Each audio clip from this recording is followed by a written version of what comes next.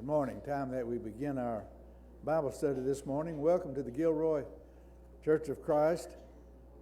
We'll begin our Bible study at 9 a.m. this morning. Those to participate, Brother Cecil Painter will be leading our singing. Number 615 will be the first song. Jim Minor will teach the adult class. The opening prayer will be by, see, Dale's not here. Who? Gary Sobel has the opening prayer. Is that right? All right. And then Bernie Pat will have the scripture reading at the proper time.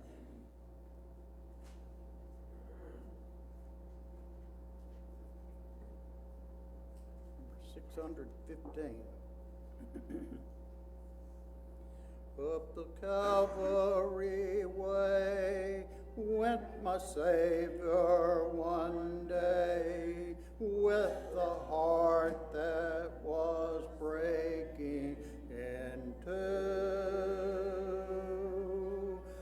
Crown of thorns that he wore, heavy cross that he bore, it was all for me and for you.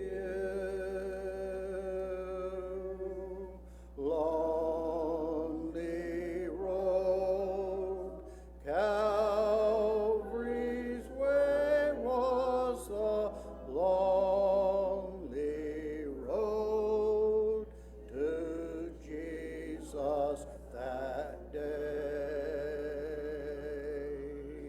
Heavy load, he bore our sins on that lonely road up Calvary's way.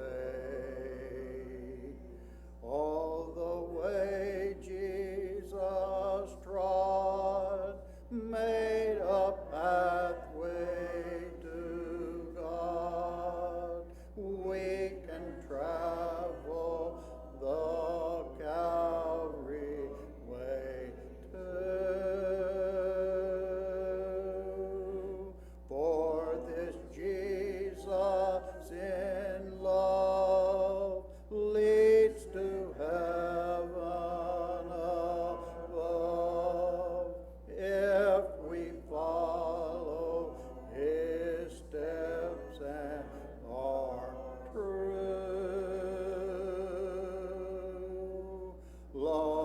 Lonely road, Calvary way was a lonely road to Jesus that day. Heavy load, he bore our sins on that lonely road up Calvary's way.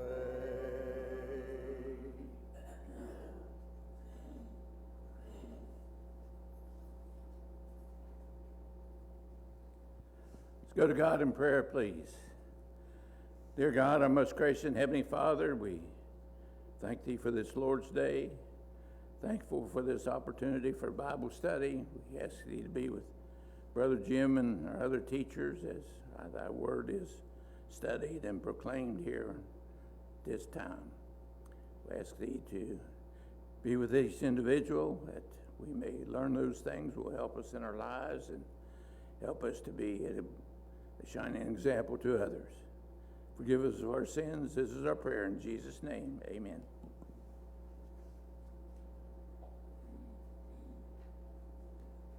Time now that our classes assemble.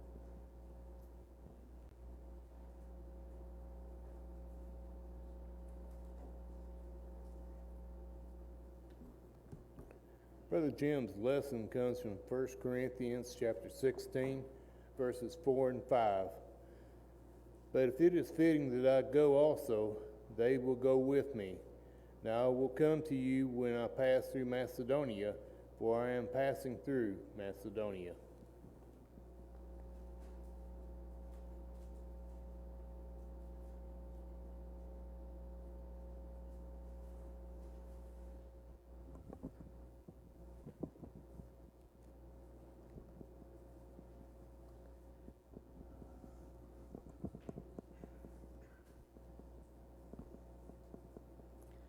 It's good to be with you this morning. It's good to see everybody. And I know we've got some out today, and some ill, and of course remember the Quick family, CB, and this today and tomorrow, funeral service tomorrow for Joyce, and continuing to remember that entire family and others that aren't able to be here this morning. So quite a few.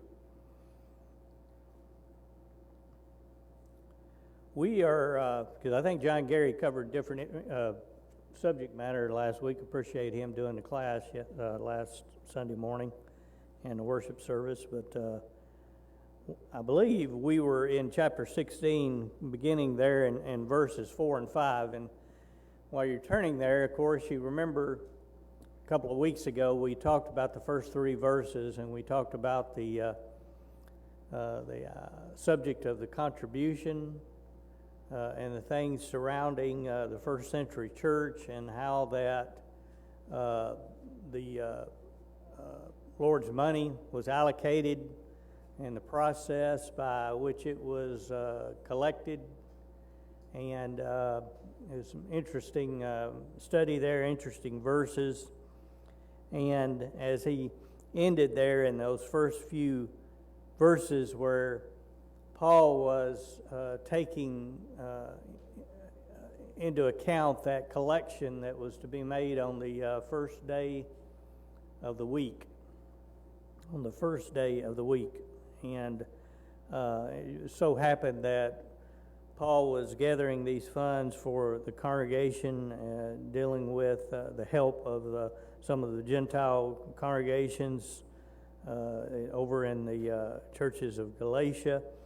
And he was depending upon these congregations that were heavily populated, many of them by Jews who had obeyed the gospel in Jerusalem, and they were reaching out, helping their sister congregations. And there's nothing that helps people build a good relationship with each other in the congregations is when, especially because there have been some difficulties between the Jews and Gentiles, a history of that.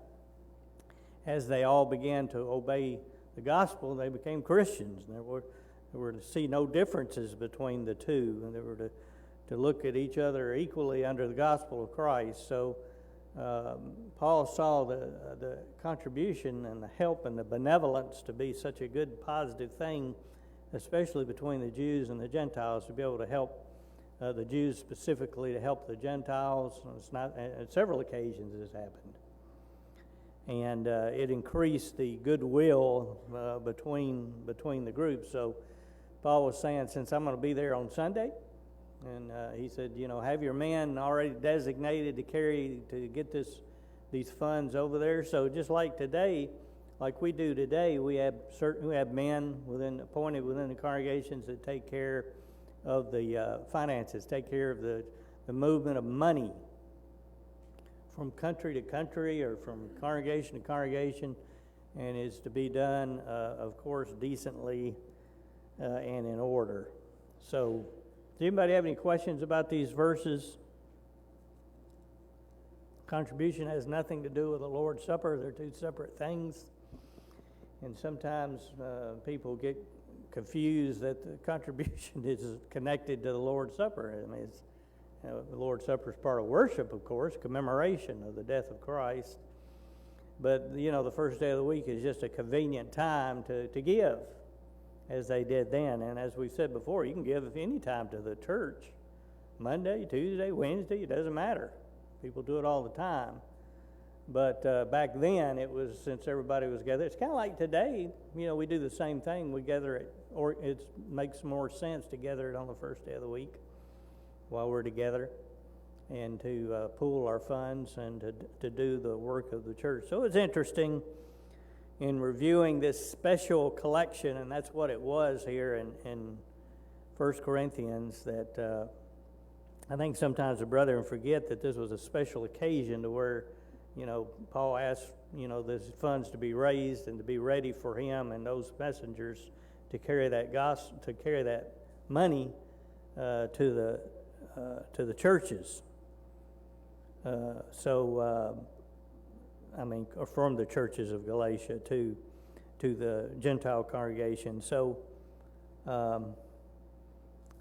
if there are no other questions about that, then we're ready to move into verse 5, and really the end of the chapter, because in chapter 16, Paul gives not only his personal plans for his travel itinerary, which we would say today, where he's going to be, where he's trying to go, where he hopes to go to, and then he gives exhortations to the brethren, as he always does, encouraging them to continue strong in the faith, and then finally a salutation and benediction, a conclusion to the Corinthians before he starts the book of 2 Corinthians as well. So as we move into verse 5 here, he says, Now I will come unto you when I shall pass through Macedonia, for I do pass through Macedonia, and it may be that I will abide, yea, and winter with you, that you may bring me on my journey whithersoever I go.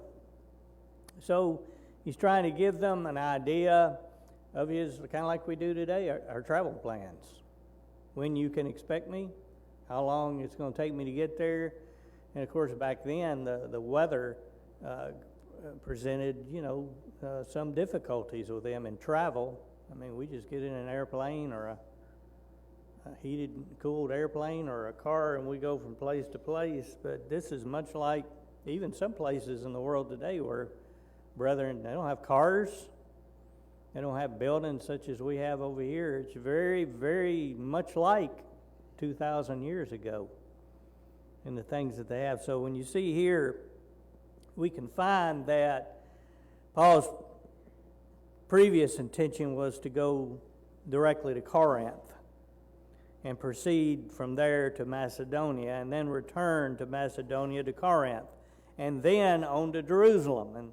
And the reason that was his intent was, of course, his plan was concerning being able to go to Macedonia first and then to Corinth.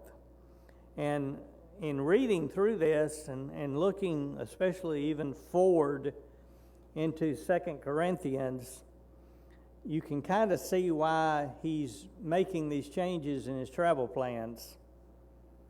Not only due to the seasons, but also this change was made in order to give them extra time, the brethren at Corinth.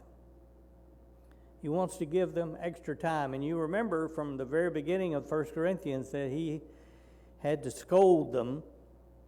He had to discipline them verbally about some of the things that they had been involved in the Corinthian church. You remember division, fornication, you name it, they had it. They had all kind of problems. They had problems of their brethren wanting to follow men as opposed to Christ. You remember, people say, I'm of Apollos, I'm of Paul, I'm of Christ. So after completing this first epistle to the Corinthians, as far as his travel itinerary, he's not in a hurry to get there. And the reason he's not in a hurry to get to Corinth is he wants to give them time while he was still in Macedonia to heal their divisions and to take the time before he gets there to shape up and show some improvement in their direction as far as worship, how they were treating one another, their fellow Christians, and how they were working in the city of Corinth. and how the church there was being influential in that. And he's going to give them time to identify within these congregations, because he talks about, Paul does, not only in Corinthians, but he talks about in several inspired books in the New Testament that he authored through the Holy Spirit about marking those who, teach error, that don't have the best interests of the Lord's church at heart. So he's given the Corinthians time to fix their problems, to identify and those brethren in the congregation that need help, that may need discipline, and basically to amend their conduct in the assemblies of the church. So he's kind of warning. He's saying, I'm going to be in Macedonia. I'm heading your way, but we've already had these conversations. I'm not going to be there just yet. That just gives you more time to correct the things that I brought to your attention. And by the time I get there, he said, basically, I'm expecting them to be fixed. Expecting them to be fixed.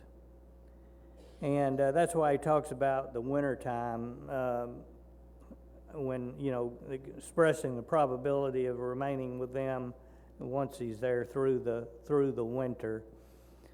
And because the summer months, according to the Scripture, the summer months, and you can see this in 1 Corinthians, and you can see some of it revealed in the first part of 2 Corinthians, the summer months of that year he had spent in Macedonia. And one of the reasons was to be closer to Jerusalem. Why would you think he would want to be closer to Jerusalem around this time? Because of the day of what? The day of Pentecost. The day of Pentecost. And you can read this over in Acts chapter 20, verse 16. And this travel, and we know from the study of the New Testament that Paul spent many of his days in travel on the sea, in a ship. And there's several verses, and I forget exactly where he talks about being aboard a ship and encountering that storm, remember? And thought that the people on there thought that they were going to lose their lives, and he had to calm them down. Been several songs written about that incident. But as the Aegean Sea was not favorable for navigation in the spring, he spent the intervening winter at Corinth. So he's just talking about some particulars here on his travel itinerary, his business. It's recorded in the New Testament. It gives us an idea of the things that were surrounding these first century brethren, about where they wanted to be at a certain time, especially around Pentecost at Jerusalem during at the one time being called the Passover. But from Pentecost, the whole evidence and the whole beginning of Christianity began, with the Church of Christ beginning at Pentecost, at first Pentecost after the resurrection of Christ, about 50 days after that. And this was something that they, of course, every first day of the week observed, but he was, heading in that direction.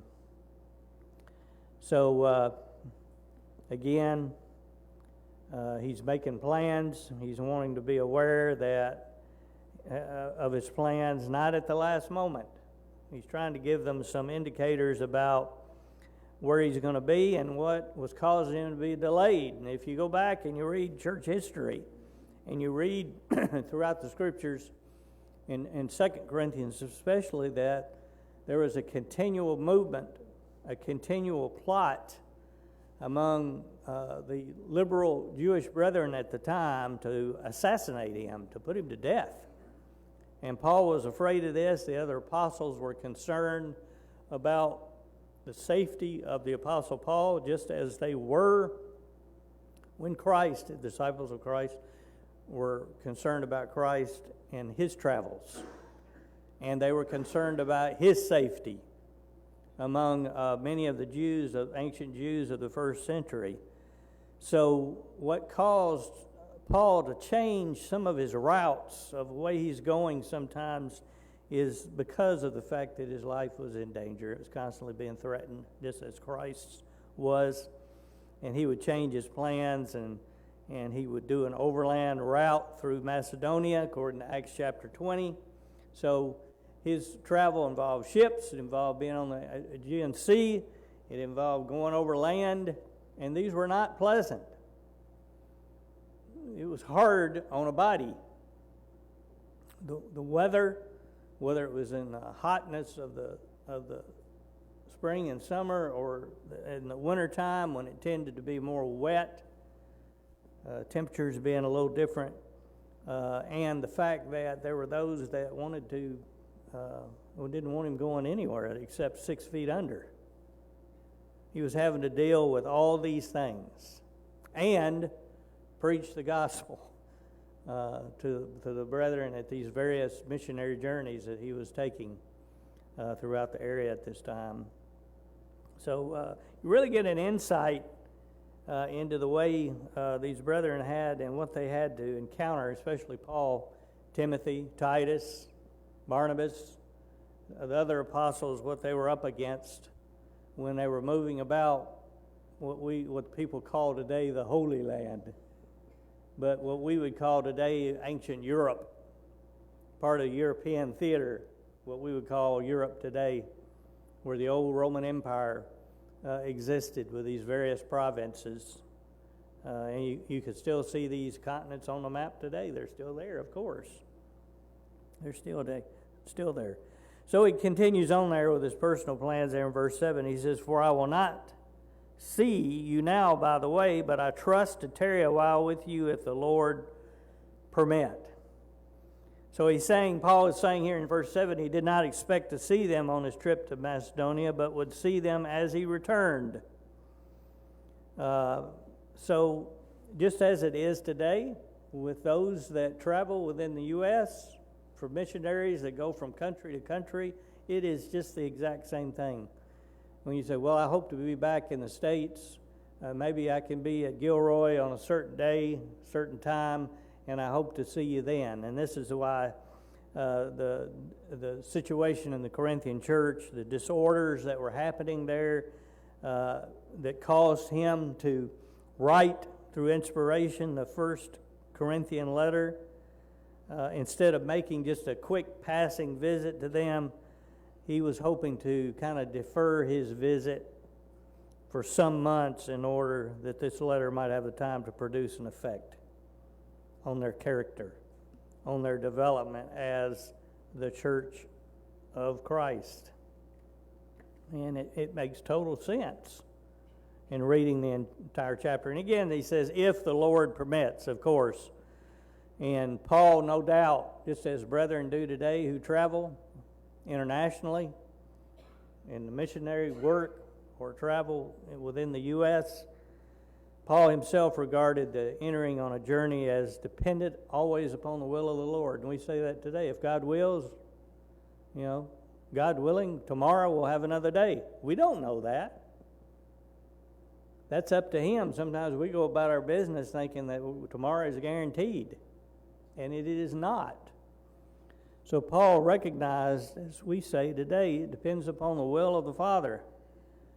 But Paul knew that God had it under control, and He had it within His hands, within His grasp.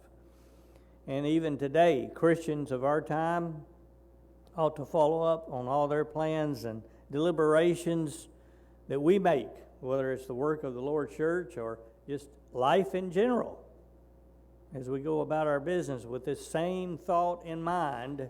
Well, if the Lord is willing, God willing. Because Paul recognized the providence of God. And don't we, as Christians, also recognize that? In everything that we undertake and resolve upon, we should make everything dependent upon divine will, God willing. And the things that we always do, it would be hopefully God approved. We're going about doing His will. Thy will be done, and not ours, His will. Because He uses us to complete His will, just as He was doing with Paul. He says in verse 8, "But I will tarry at Ephesus until Pentecost."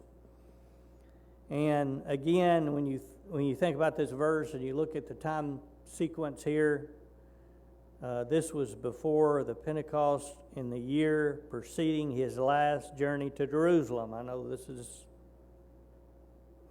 information, but this is historically factual information that the Scriptures reveal to us. And this letter was written between the Passover and Pentecost, the year previous to the last trip to Jerusalem, if that gives you any kind of historical perspective of what he's talking about here in verse 8. Because the church was in its infancy. It had been established on that first Pentecost. The Mosaical law had been nailed to the cross. It had ended.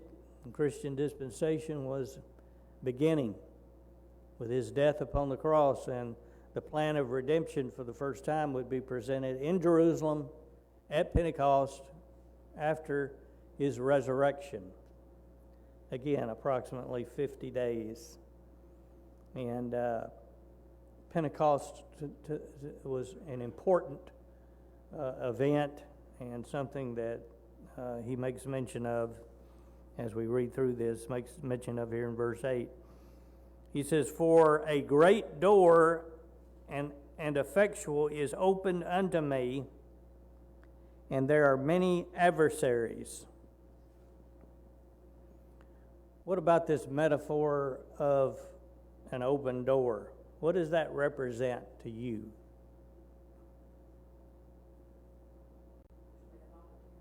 It's an opportunity, isn't it? And with Paul specifically, it would be an opportunity to do what? Yes, to preach, to teach, to preach to the hearts of the people.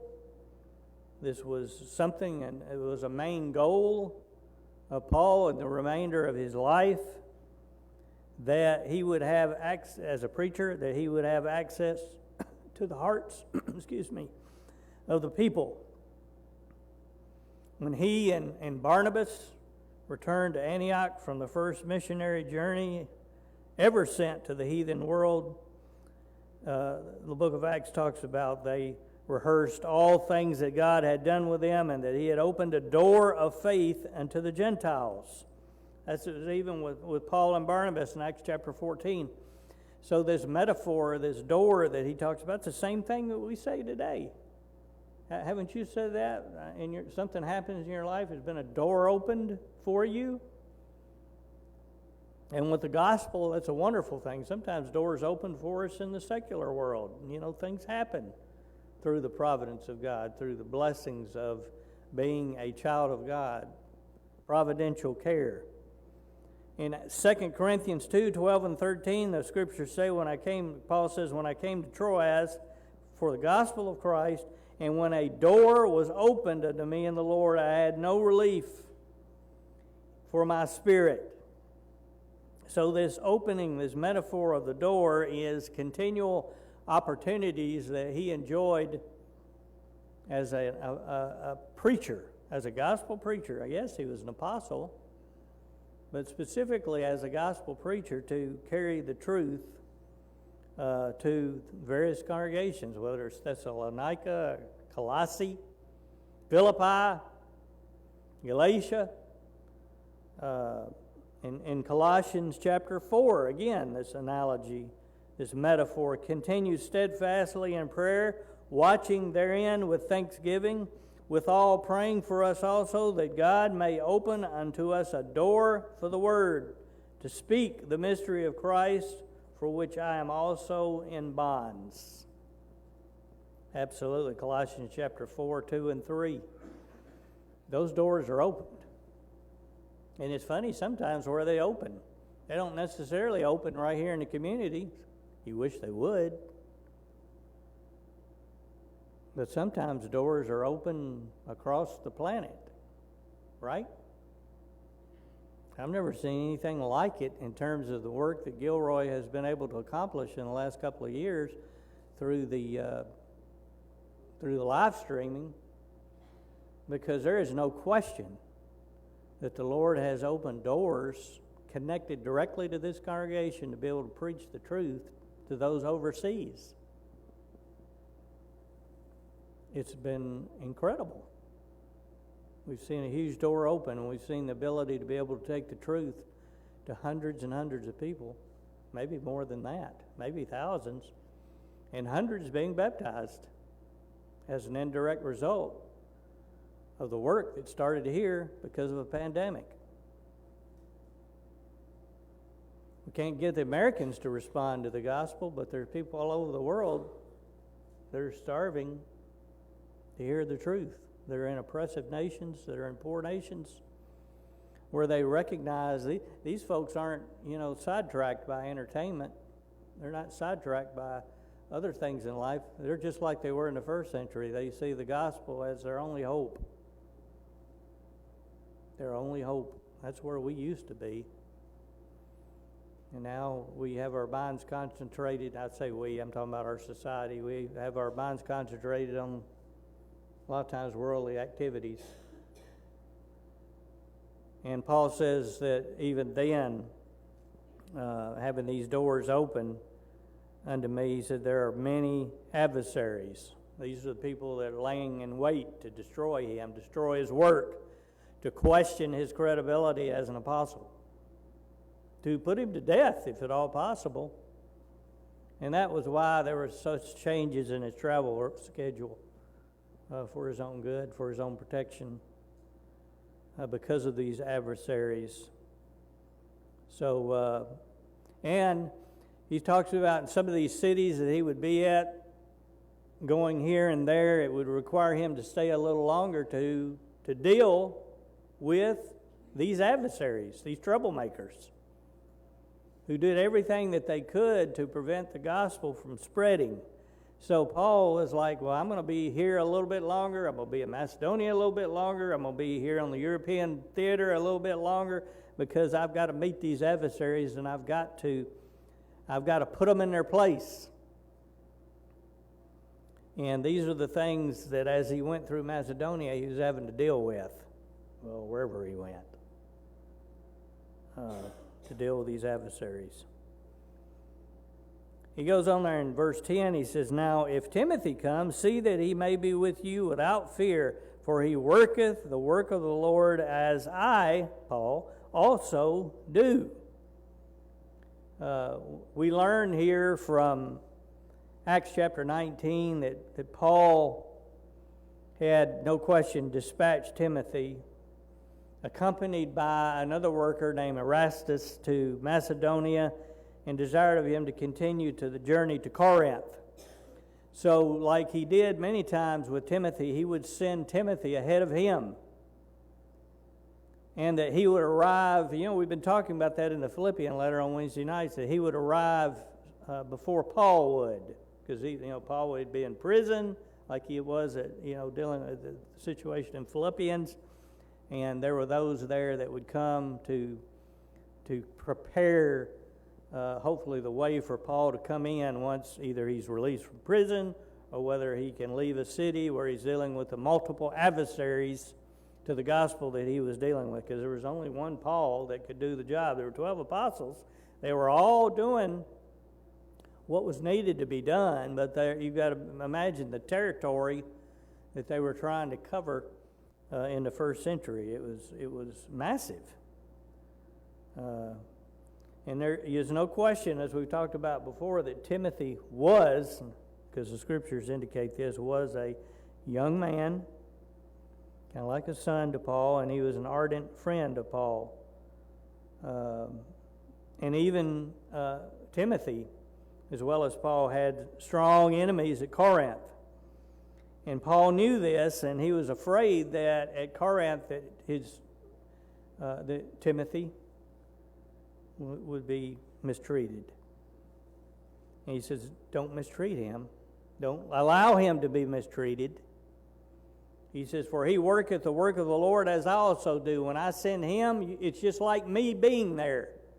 So be careful how you treat this young man. If they put difficulties in Timothy's way, then they're going to be hindering the work which God had given Paul to do. And he wanted them to understand that, especially the brethren at Corinth that were factious. that were still causing divisions, that he knew that would be there to cause the same problems for Timothy as had been caused for Paul. So he says, he's coming. You better treat him like you would treat me, because he is like me. He is doing the Lord's work. And he goes on in 11, he says, let no man therefore despise him, but conduct him forth in peace, that he may come unto me, for I look for him with the brethren. Well, he says, let no man despise him. You remember the verse from 1 Timothy chapter 4, verse 12, where Paul exhorted Timothy then. He says, let no man despise what? Thy youth, right. But be thou an example in them that believe in word, in manner of life, in love, in faith, in purity. In other words, put them to shame. Even though you're a young man, show them who you are as a Christian. Put them to shame, especially the older members who are acting up, who are causing all kind of problems. And the admonition here in verse 11 is that the Corinthians should not despise Timothy, not to discount him because he was a young man, or lightly esteem him on account of his youth, or hinder his work. But set him on his way and let him do the things, whatever he needs, give it to him, as he says there. Provide for him, for I expect him with the brethren. And Timothy, of course, would be joined by Titus and others on his return, fulfilling this mission. And Titus also was young in the faith. He was a young man. They worked together closely, enabling them to fulfill the mission that Paul had assigned them in regard to the churches that had been established by his missionary journeys. And these young men were used to go to him when he couldn't be there, to inject into them the same words through inspiration that he had. The same teachings, everything. Or specifically that Paul had. They would say the things, Timothy and Titus would say the things given by Paul to them to enforce the truth and the behavior of how the New Testament church was to be. And sometimes congregations, even today, you have a young minister and you have members in their 60s and their 70s, and you may have a preacher in his 30s and teaching the truth and doing the best that he can and having, preaching sound doctrine. And then some within the congregation who are of older years, not here, but in some congregations I've seen it, are resentful of that and question his ability to be able to do the work that he's been commissioned to do by the congregation. Just because a person is young doesn't mean that they are ignorant. They can do the things that they need to do. So these are just simple things that he's talking about here. So, as he goes on to verse 12, as touching our brother Apollos, I greatly desired him to come unto you with the brethren, but his will was not at all to come at this time, but he will come when he shall have at a convenient time. So he's making reference now, after talking about Timothy, about Apollos. And, we were introduced to Apollos, of course, with Aquila and Priscilla, but we were also introduced by Apollos in the first chapter of 1 Corinthians, when there were some of the brethren at Corinth saying, I am of Apollos. You had preacher followers back then. Just like sometimes you've had in our century where people follow human beings. Some of these preachers get out there and they don't necessarily mean for people to do that. And sometimes people will idolize people. I mean, there's nothing wrong with admiring people and that kind of thing. It's admirable. But, here at Corinth, they were saying, I'm of Apollos. And then some were saying, well, I'm of Christ. I'm of Paul. And they were putting them on a level of deity, when in fact it was all about Christ. And Paul had addressed this to them and told them where their thinking was flawed and how it needed to be corrected. So he talks about Apollos here, the brother. He talks about, and remember, Apollos was preaching the things of John the Baptist in the Gospels, and you remember who came to him and taught him the more excellent way after the church had been established, after the crucifixion of Christ. What two individuals went to Apollos and said, hey, we want to sit down and talk to you. You're preaching error. You don't mean to, but we want to expound upon you the more excellent way. Who was that? Aquila and Priscilla. Right. And he's even, I think, going to mention them by name as the book continues, as we go out of 1 Corinthians. So, thank you. You can read that in Acts 18 about Aquila and Priscilla and their meeting him. So there was parties at the church at Corinth who claimed him as their leader. And for this and for some other reasons, it's been claimed that he was an opponent of Paul at Corinth, mentioned in the letter in chapter 1.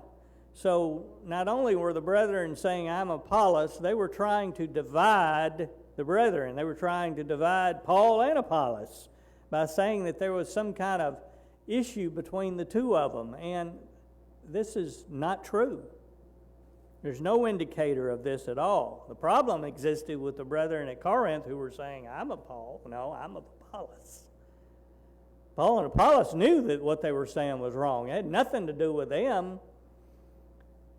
But clearly, Paul besought Apollos to go to Corinth to use his influence to correct the evils of work there. And there's no doubt that this shows a relationship between Paul and Apollos that existed between them. And it's unreasonable to suggest, as some brethren have suggested in the Lord's church, even in our time, that there were rivalries between these two men. And there was not. And you can see it, the case of it not being here in this particular verse here. And he's saying, talking about a convenient time, there's no doubt that Paul always spoke of Apollos with brotherly love, every time. There was no conflict between them. This was something that had come out of these adversaries at Corinth that Paul was warning them about, and also saying, now Timothy's coming, he's a young man, I don't expect these same people that were saying this about me and Apollos is what's in the back of his mind, because you can hear it in these verses. Don't let them try to cause more factions and divisions within the church, because there's work to be done. We can't get any work done if we're constantly infighting. The same thing with the Lord's church today. So finally, and we're about out of time, about quarter till almost. In verse 13, he gives these exhortations of the brethren. And when you look at these exhortations, there's really 5 great duties that he outlines here regarding a Christian. In verses 13 and 14, he says, watch ye, stand fast in the faith, quit ye like men, be strong. Let all that you do be done in love. So these are summed up by Paul with the great duties of what a Christian should be, especially at Corinth, but in all places. Not asleep, but to be wakeful. We're to be steadfast, to be strong,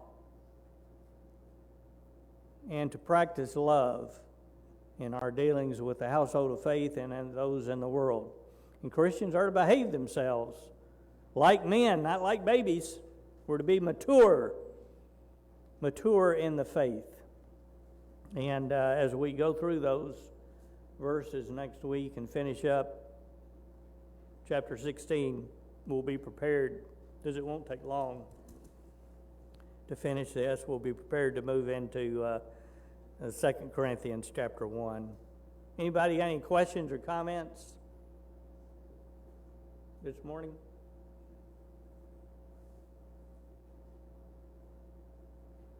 No? No questions, comments. Where's Jerry this morning? Jerry feeling good? He's out, sick? Always. Always miss Jerry. Well, Dale's still dealing with strep. And like I said, we've got a number out, so continue to pray for them, and of course keep the Quick family in your prayers, especially during worship today. I know this is a hard day for CB and the family as well. So if we don't have any further comments or questions, we're going to give you extra minute or two, and the classes will. I think we got one class meeting, but it can continue until they come out. Thank you very much for your kind attention.